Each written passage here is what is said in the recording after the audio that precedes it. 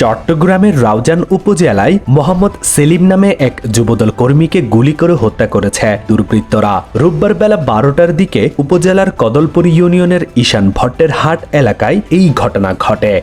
চাঁদাবাজির অভিযোগ ওঠার পর বৈষম্য বিরোধী ছাত্র আন্দোলনের চট্টগ্রাম নগর শাখার সদস্য সচিব নিজামুদ্দিনের পদ সাময়িকভাবে স্থগিত করেছে কেন্দ্রীয় কমিটি। স্থায়ীভাবে কেন বহিষ্কার করা হবে না ব্যাখ্যা চেয়ে তাকে কারণ দর্শানোর নোটিশ দেওয়া হয়েছে। 3 দিনের মধ্যে নিজামুদ্দিনকে নোটিশের জবাব দিতে বলা হয়েছে।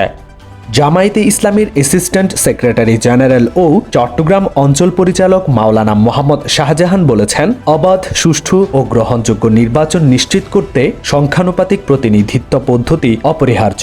এই পদ্ধতিতে নির্বাচন হলে ফ্যাসিজমের রাস্তা বন্ধ হবে।